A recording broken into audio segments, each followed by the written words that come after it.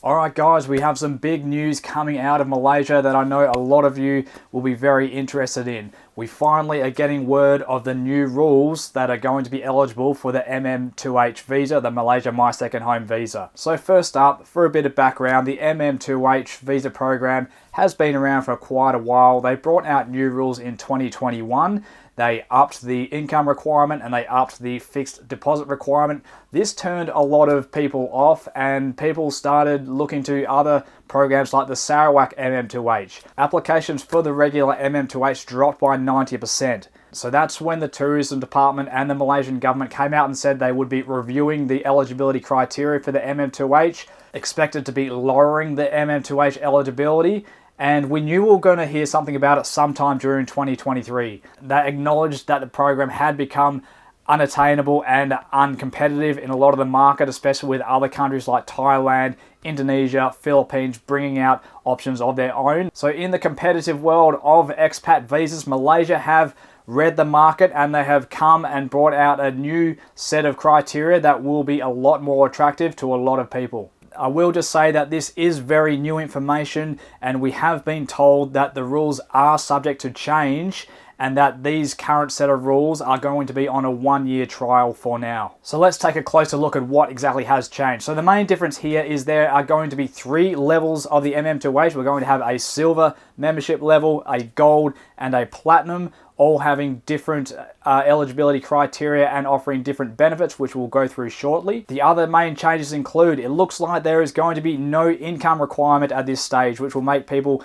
very interested indeed, because the income requirement on the last version of the MM2H was 40,000 ringgit per month. The fixed deposit level has changed. Previously that was 1 million ringgit. That changes depending on whether you're on the silver, the gold or the platinum, and I'll go through that in a second. The liquid asset requirement to have 1.5 million ringgit in liquid assets, that is gone. The minimum age has been reduced from 35 to 30 years. And for your dependents, you will be allowed to bring your spouse, your children up to the age 34 if they're unmarried. You can bring your parents and your parents-in-law. Under the old set of rules, you can only bring your spouse, children under the age of 21, and children if they had disabilities. And also the minimum stay requirement, which was 90 days in the year you had to stay in Malaysia, that's been reduced to 60 days. So now let's take a look at the silver, the gold, and the platinum fixed deposits and other requirements. As I said just before, under the old set of rules, the fixed deposit requirement was 1 million ringgit.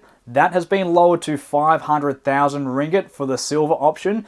You can still withdraw 50% after 1 year, which can be used for a property of a minimum purchase of 750,000 ringgit, medical expenses, and also travel expenses. That is a 5-year renewable multi-entry visa, similar to the old MM2H. The gold level, this one requires a minimum deposit of 2 million ringgit. Again, 50% can be withdrawn after the first year to spend on property, medical, and travel expenses. And the gold level membership will get you a 15-year multiple entry renewable visa for Malaysia. And lastly, the platinum level. This one requires a 5 million ringgit fixed deposit. And just to clarify, this isn't a donation to the government or the tourism department. This is money that you sit in a Malaysian bank in your name. It's your money, but you have to leave that money sitting in the bank while the visa is active. Unless, of course, you do withdraw that 50% to use on your medical, healthcare, or property expenses. So if you are wondering what exactly you're going to get for this 5 million ringgit on the platinum level membership, when before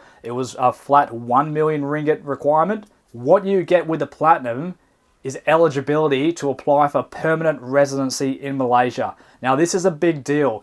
Getting PR is quite rare in Asia. It can be done, but it's not easy. Many countries in the past just haven't even offered it to most people. The fact that under this program, open to the general public, if you put your 5 million ringgit into the bank, you can take 2.5 million out after 1 year.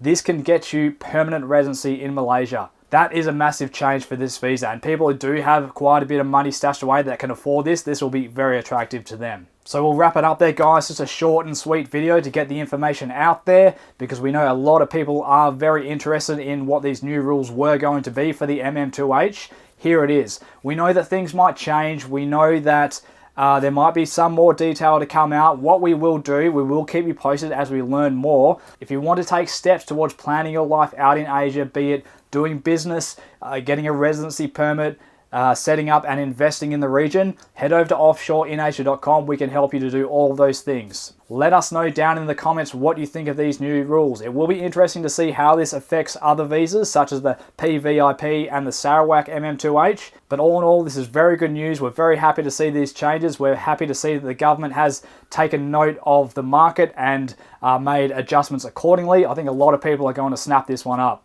All right, thanks a lot for watching, guys. We'll catch you later.